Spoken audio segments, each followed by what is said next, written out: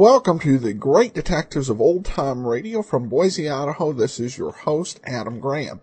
If you have a comment, email it to me, box13@greatdetectives.net. Be sure to cast your vote for the show every month on Podcast Alley, podcastalley.greatdetectives.net, and give us a call, 208-991-4783.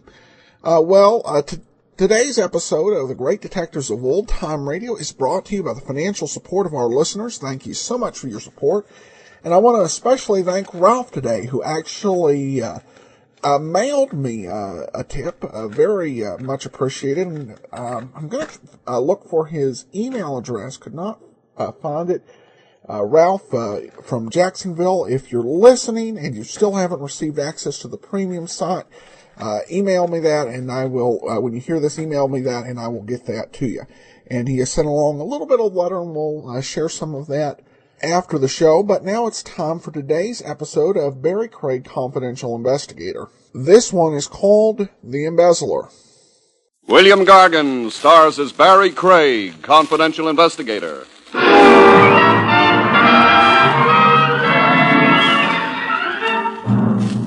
Temperature affects your daily life. No question about it. A lot of people are allergic to cold, and a lot of cold stiffs are allergic to a certain overheated place.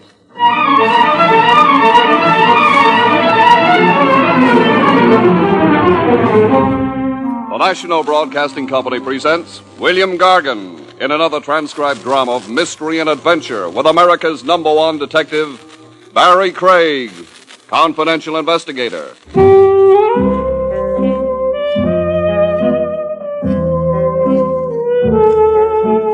Barrie Craig speaking. Robin Hood was a character in fiction. No such character except in some writer's brain. Yet every now and then, a live descendant of Robin Hood happens in real life. Some screwball who steals from the rich to give to the poor. Like a certain bank embezzler, I had the misfortune to be handed as an assignment one day. A small bank in a town with an under 20,000 population. The bank manager, a shriveled-up little guy named Woolsey, explained why he had reached way into New York for an investigator. Well, my hope is that you can prevent a terrible scandal, Mr. Craig. By catching this absconding teller. Yes, Kirk Dennis. Scandal, you said, in a tone of voice like the banshees were after you. The banshees are. You don't know Echo Corners. Tell me about your quaint little town. Well, you've heard of mountaineer feudists. The bloody Hatfields and McCoys. Here in Echo Corners, we have that precise situation. Barbarism and hatred that divides the town.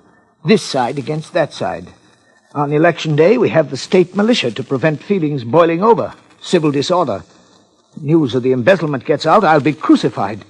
But a theft happens in the best of towns. Yes, but the blame is mine for Dennis' flight with bank money. How come? Dennis is a sort of protege of mine. I've sponsored the man. I met with severe criticism when I gave him a job in the bank. Criticism? Why?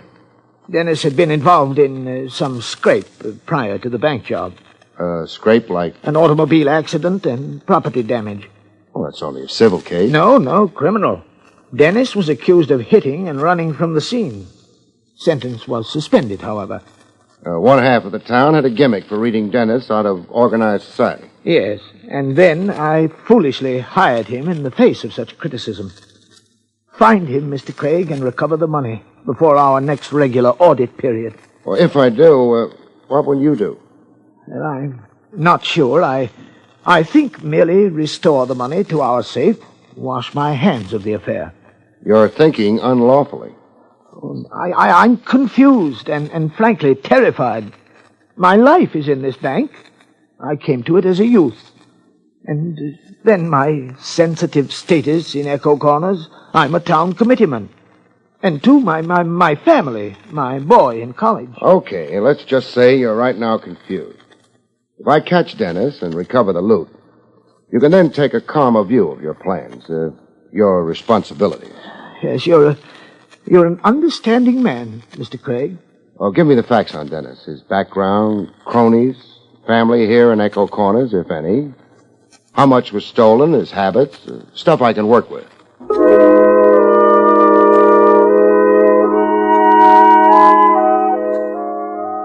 embezzlement temporarily hushed up.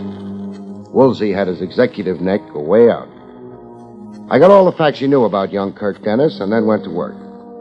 Work kicked off pleasantly enough. In a farmer's market, the annual Spring Jubilee Bazaar was the occasion for the crowds and music. The booth I was especially interested in had a spinning wheel with numbers on it. You placed your dime bet, and the chances on the big wheel were 39 to 1 that you couldn't possibly win. All right, folks, place your bets. A selection of $5 in merchandise awaits the lucky winner. Look the shelves over and pick your prizes. Place your bets. The doll hustling bets was Jenny Smith. She'd been wild about the vanished embezzler and vice versa. Last call before the wheel spins. I got my dime down on number 13. And here she spins. And it's number 13. Whose dime is on 13? That's mine, miss. Okay, you win $5 worth of merchandise, mister. What's your selection? Anything on the shelves, this is? The lower shelf. Oh. All right, I'll take that gooseberry pie. That's $1 worth. What else? $4 worth of your time. Oh, a fresh guy, hmm? No, an investigator. Lean close. I'll whisper something in your shell-like ear. Kirk Dennis. Kirk! Keep it a whisper if you still care about the guy. Meet you where? My car's parked on the north lot. It has a fare banner attached to the aerial. You'll recognize it. We can talk sitting in my car. Talk and eat. I've been years pining for a homemade gooseberry pie.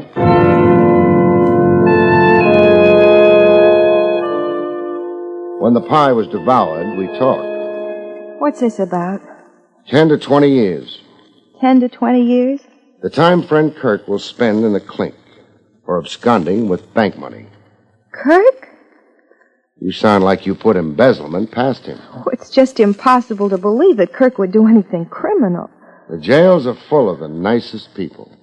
Look, if what you say about Kirk is true, why haven't I heard about it? Confidentially, it's not yet been broadcast. It's top secret. Kirk can help himself. Reappear with the money, mitigate his crime. Are you trying to contact Kirk through me? If you know where he is. Well, I don't. Well, you two kept company. We dated. Does that make me an accomplice? Of course not. You're only a corn-fed country girl with nothing in your head but the purest thoughts. You never pined for big city lights, spangled evening gowns, mink, and all that sinful stuff. It never enters your head. Hardly ever. Thanks for frankness. Have you any idea where Kirk might go? No. Any place he dreamed of shoving off to? Dreamed?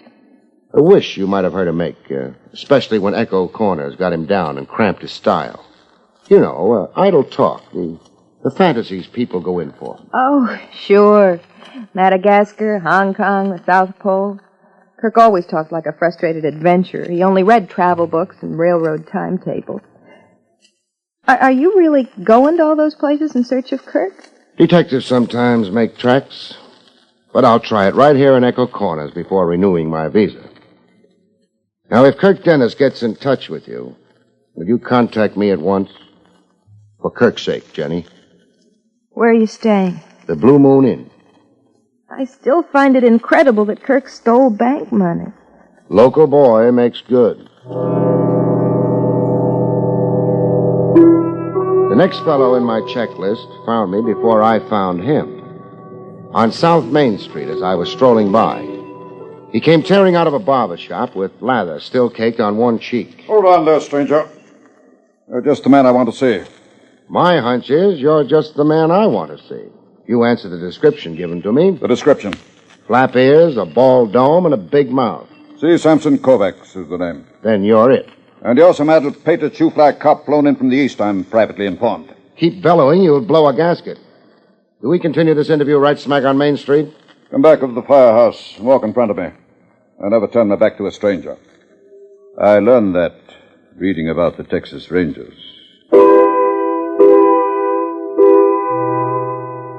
Back at the firehouse, Kovacs raced his tongue in high speed. I'm privately informed a certain whelp whose name is better unmentioned. Kirk Dennis. Wash him out. That this thieving scoundrel took to his heels with a certain parcel of money. $80,000. You keep interrupting. You talk all around the landscape. Some brass tacks, huh? Who keeps you informed? Kovacs is not without friends. And not without suckers. Is that a merely reference to the venerable trade I pursue? Money lending and bet-taking isn't a trade, Squire Kovacs. It's a racket. What is a harness race without a wager? How about the money lending? And at a rate of interest that begins at 20%, I'm reliably told. You've been listening to my yellow-livered detractors. How much did Kirk Dennis owe you? I held his paper for, $5,000. Plus 20%. That makes the debt $6,000. It is an infamous lie. What is? That I put Dennis up to violating his trust as a bank teller. That Dennis stole money at my behest. No, who said that? There have been whisperings. When did you last see Kirk Dennis? Not for a moon. If he skipped to Echo Corners in the county, you're stuck with $6,000 worth of uncollectible paper. How about that? A man dishonors his debt to me, I'd follow him to the ends of the earth. Then start traveling after Dennis. No such emergency. Dennis has performed with commendable regard for me. Meaning? An envelope left under my door. 2 nights ago, was it? Yes. The night of the Mad Hatter's ball. In the envelope is debt paid in full. Dennis left an envelope containing $6,000 under your door. He did? Stolen bank money. I dispute and deny that. You'll have to give it back. Not without a legal struggle.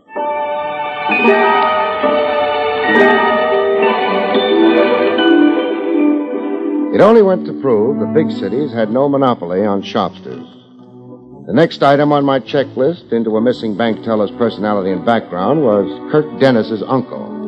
Named, interestingly enough, Moses Crooker. I got there at dusk, to the tune of barking hounds anxious to improve their bite on strangers, bums, and detectives. My information was that Dennis had lived with his uncle. Yes? Moses Crooker? Ask me. My name's Barrie Craig. All right if I visit a while? Welcome, man. So was out for a weary traveler. Huh. Sweet music to my ears. What's that? So far, I haven't found Echo Corners too hospitable. Well, there are those that are and those that ain't. Come in and sit. Yeah, I'm glad you thought to stop. I've been aching for company all day. You have? Just busting to talk to somebody.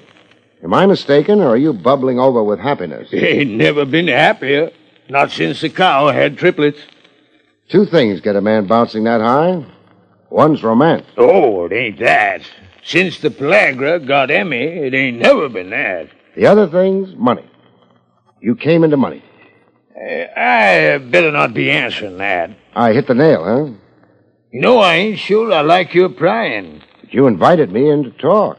You were busting to talk, you said. Yeah, but I don't like anybody taking the words out of my mouth. Oh, I'm sorry. I jumped the gun. Well, if you're going to do your own talking... Yeah, I must tell you, blow up from the compression. You see this? A tin can. A can for the lard back in my grandfather's time. Well, what about it? What do you see on it? See? Well, rust, for one thing. The rust of years. And dirt caked all over it. Where's it been? Buried. Where I turned up a patch this morning to see the corn. Buried, and you dug it up. Buried where it's been long before I was born. An old tin can for lard, but it's a pot of gold. Buried treasure, and you're the lucky finder. In my hour of need, the good Lord saw fit. Can I get a squint into the contents of the can? You can, so you can see what I saw. And, so I'll know I ain't been dreaming. Well, what do you see? Money in bills. The can's packed with money. $5,000, I counted. You dug it up, you said. Out in the corn patch. I've got a little shock for you, Crooker. A shock? The can's older than sin, all right. As antique as your memory of your grandfather. But the money isn't. The money ain't? The money's soggy and soiled a little, but it's comparatively new money. Look at the modern size of the bills. The 13-figure serial numbers on it. Practically fresh out of the mint. All of it. Fresh? You say? Fresh? Crooker. He'd fainted dead away. He lay on the floor like a guy who'd won the sweepstakes, only to have his horse declared disqualified after victory.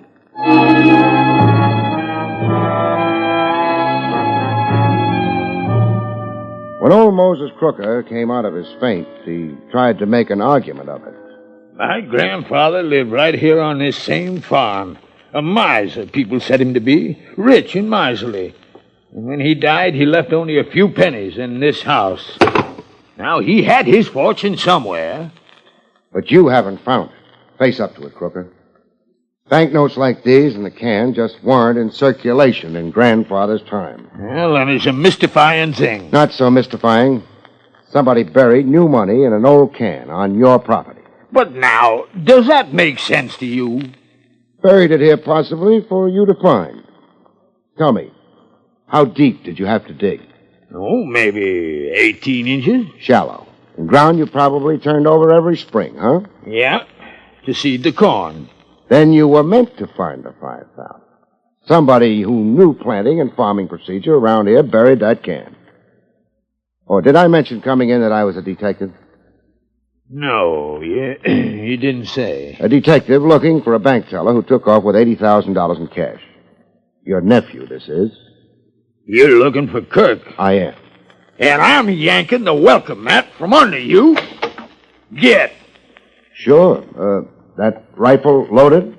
You'll be feeling the buckshot as you go.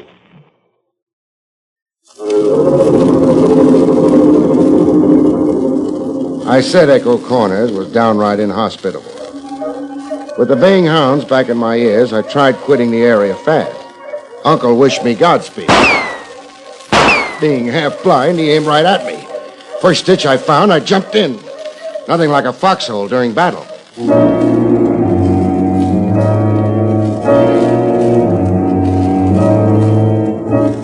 I made a progress report to my bank manager client, Woolsey, on his insistence. Well, the news can't keep much longer. The sheriff's been around talking snide. Why not let the news out and stand up to it? I'm afraid. I'll be blackened and shamed. I'll lose the bank. You mean your job in the bank? I'll be voted out. Well, some of the loot's been distributed. 6,000 to Kovacs to buy up Dennis's IOUs. 5,000 left for Uncle Crooker to feather his old age. To lift the mortgage, my bank holds a $5,000 mortgage on the Crooker place. Oh, a touch of Robin Hood in your missing teller. Pay the bank back with its own money? Well, that's double thievery. And the cream of the jest. Have you any news of Dennis? Something you maybe picked up on the Echo Corners grapevine? Well, it's said he was seen camping in Whitehead Park last night, boiling a kettle over a campfire and settling for the night. Who saw him? Clem Hobie. A reliable witness? No, Hobie's the town drunk. He had the farmers chasing a four-legged ghost 2 months ago. A whack then, huh? Whitehead Park. Is it just a park?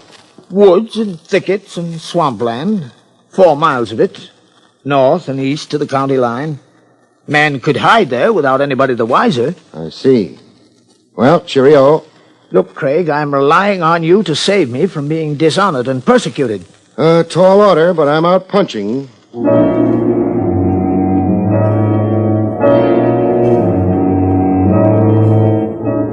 I took to the woods just to familiarize myself with the terrain in case I did have to flush a fugitive out of them. Whitehead Park looked like African bush country, very dense, very restful. A good spot for a long sleep, voluntary or otherwise. Mine happened otherwise, by will of the above. A weight dropped from the skies. Face up, flat on the ground, I got a look at the mighty sleep giver. A man up in the trees with another rock in his hand, the size of the one he'd already crowned me with. I couldn't make out the man's face. My eyes weren't that good.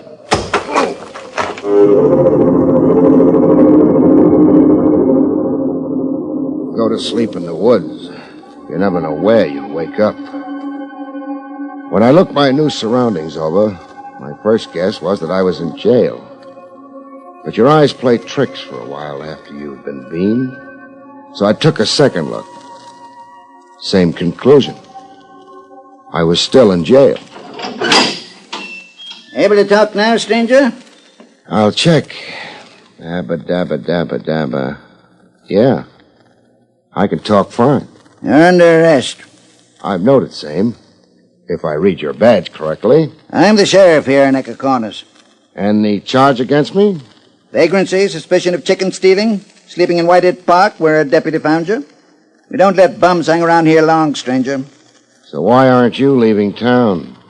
I insulted you. Add a new charge to the old one. All right, what's my punishment? I'm riding you to the county line and booting you across it. What if I cross back on that county line? You could walk into a shooting. But if I'm not a vagrant? I say you are. With $400 cash in my wallet? Yeah, I'll show you. Say. Something wrong? My wallet's been lifted. You're claiming you were robbed? I'm claiming maybe you took it. You're accusing the sheriff of stealing. Let's just say confiscated it. So you could declare me a vagrant and boot me out of Echo Corners. That's funny talk. You know who I am and why I'm here. You're that half of the town that wants the bank manager, Woolsey, out on a limb. In disgrace and bounced out of the bank managership and off the town committee. You don't want me to catch a crook for him. If I admit to it? Deny it and I'll call you a liar. Give me my wallet and let me out of here. Woolsey ain't worth your time. Him suppressing the theft and mocking the law in Echo Corners. Woolsey's just a worried man. I'm sheriff here, but Woolsey brought you in from the east. So that's your real gripe, huh? Look, Woolsey had a right to hire a private cop. And with the sample of your tactics I've just had, I don't blame him. I'm advising you to go home, Mr. And I'm Craig. advising you to go...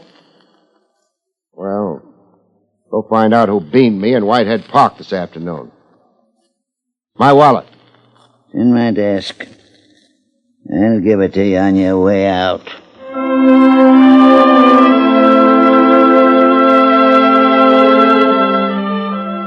Dennis's girl, Jenny, tried mighty hard to be elusive. I spent half a day looking for her. Then I found her where you'd never expect a corn-fed doll with a big city glare in her eyes to be. Home, washing dishes yet. My brother Will had a birthday party. Now you're doing the dishes. I'm a slave. I dream of breaking a lot of them. Obey that impulse. I will. Can't break more than one. My people can't afford it. I like family solidarity. But I can break Will's head, the slob making me clean up after him. I just love family solidarity. You're sappy. Talk to me about Amour. I got nothing to say about Kirk. Then I have something to tell you. What? Since we last spoke, you've gotten money from Kirk. Money? You're crazy. Analytical.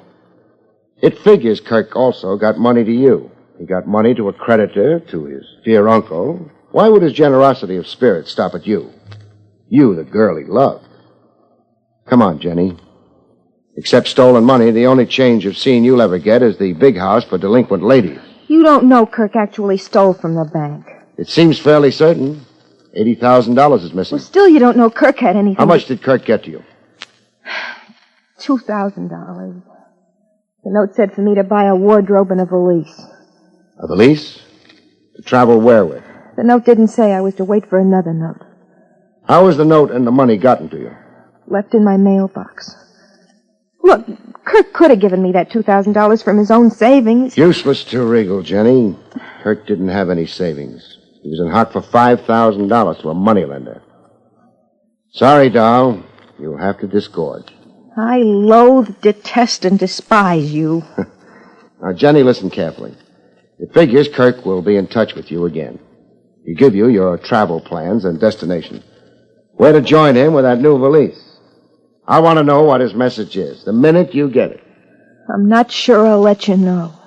For Kirk's own sake, protect him from himself. You will, Jenny. You're at heart a corn-fed girl raised on Sunday meetings and the Ten Commandments. You'll put temptation behind you. I'm going to break another dish.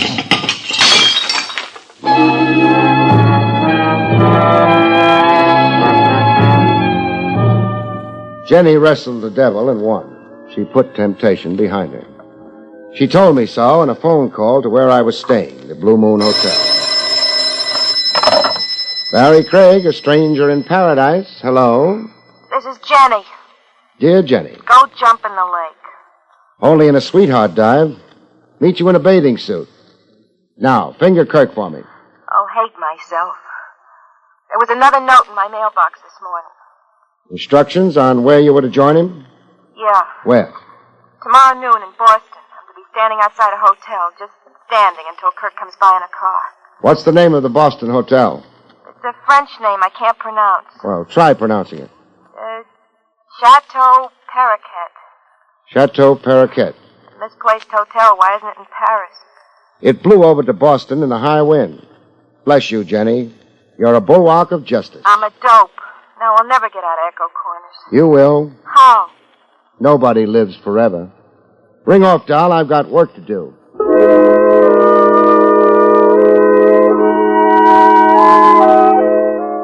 Do handsprings and pull rabbits out of hats. Some clients aren't satisfied.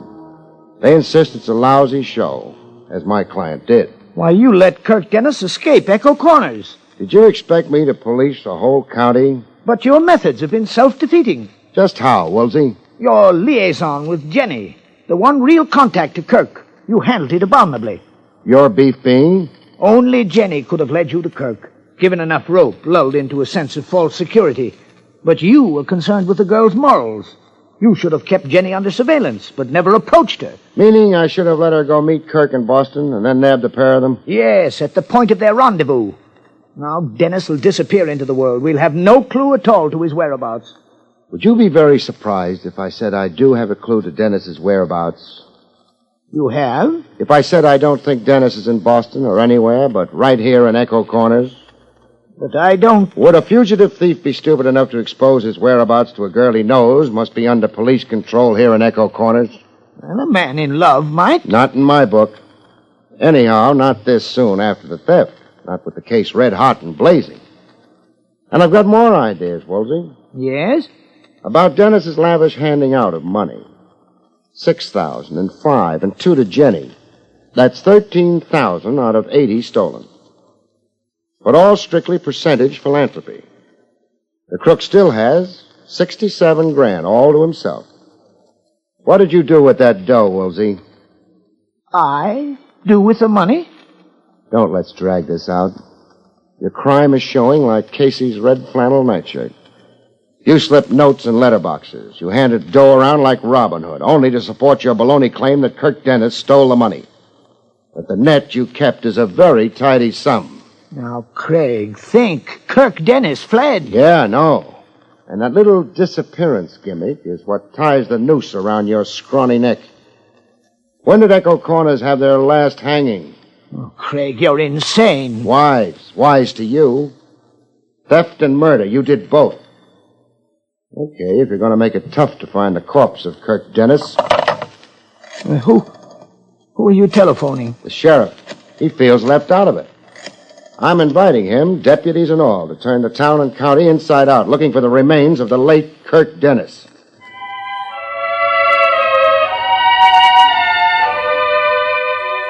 The next morning, I was out with the hounds, friendly hounds this time, in the wood.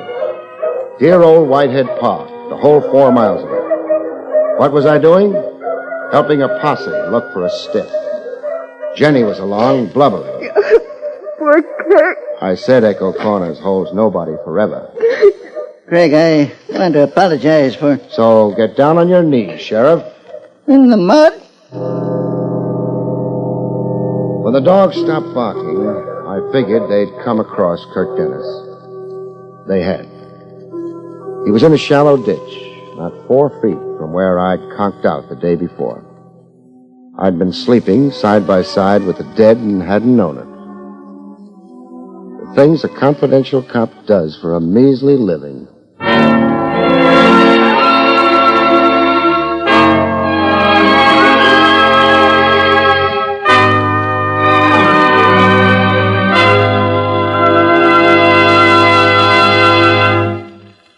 You have been listening to William Gargan in another exciting transcribed mystery drama from the adventures of Barrie Craig, confidential investigator. Tonight's story, The Embezzler, was written by John Robert. Next week, it's the strange story titled The Schemers, about which Barrie Craig has this to say.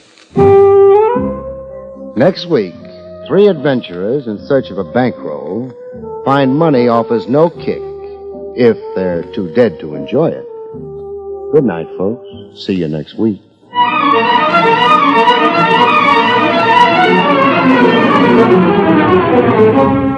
The National Broadcasting Company has just brought you William Gargan, starring as Barrie Craig, confidential investigator. Featured in the role of Jenny was Terry Keane. Don Pardo speaking.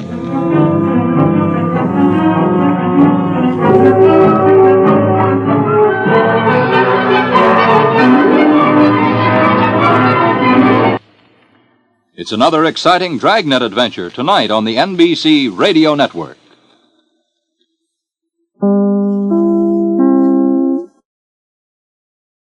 Welcome back.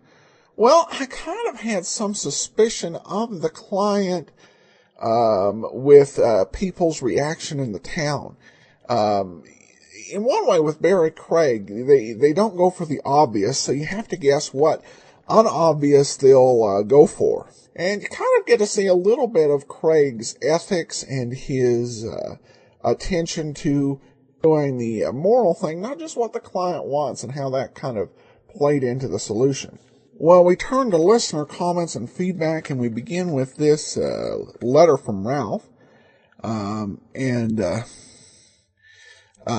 this will help just a little. As everyone else, I love and enjoy old radio shows. I get a real kick out of The Great Gildersleeve, R. Miss Brooks, and My Favorite Husband.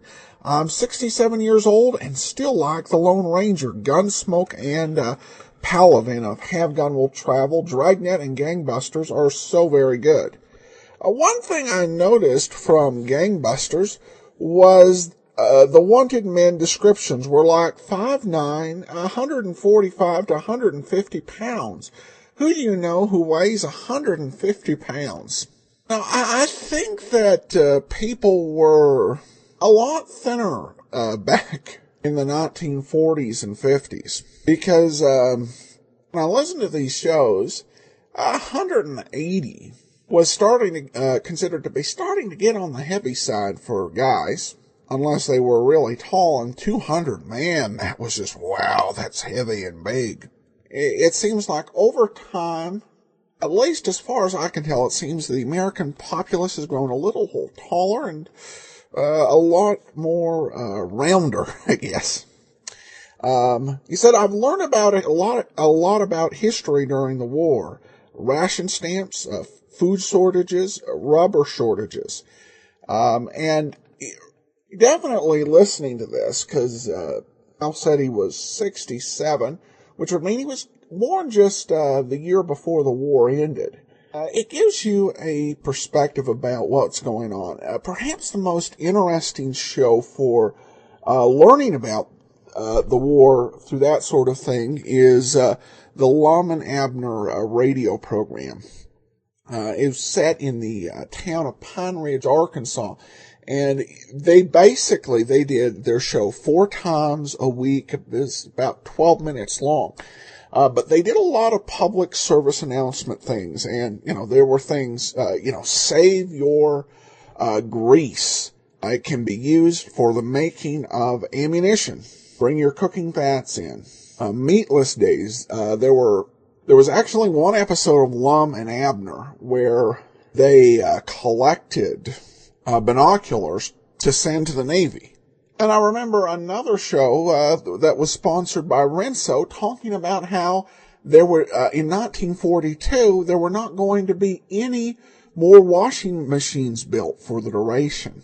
I mean, this is quite a bit of hardship. That's really puts in the perspective sacrifices that were made by civilian and warrior alike in order to secure the peace and the victory in World War II. So that is always interesting to hear. And Ralph concludes with, thanks, keep up the good work. Well, thanks so much, Ralph. Brian comments over on the site regarding my article, The 5 Best NBC Old-Time Radio Detectives.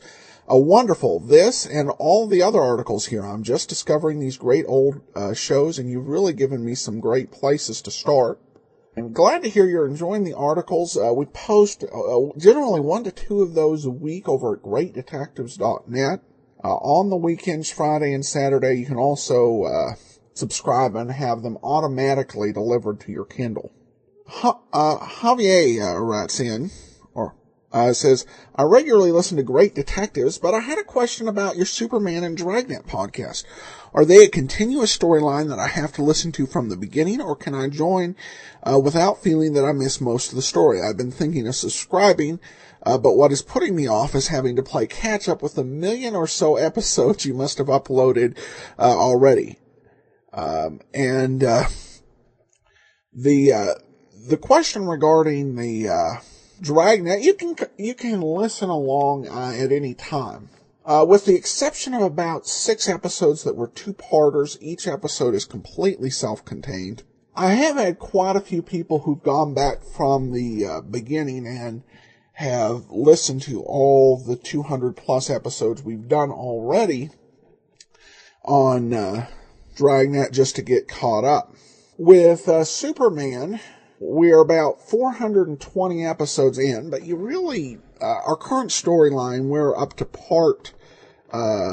there'd be about part 13 by the time this airs, of the Looking for Kryptonite series.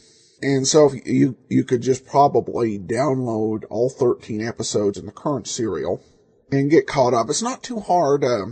Each episode is, only like 12 or 14 minutes in length. And then he asked, in talking to podcasts, can you recommend a good sci-fi podcast? The answer is not really. If you, in terms of old-time radio, if you do a search for old-time radio science fiction, you'll find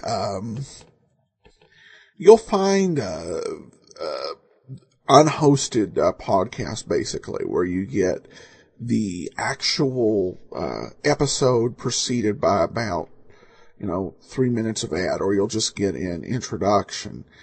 I like some science fiction radio, and it's on the list of things I've thought about doing a podcast about. It would be more challenging to put together because there are less sci-fi series.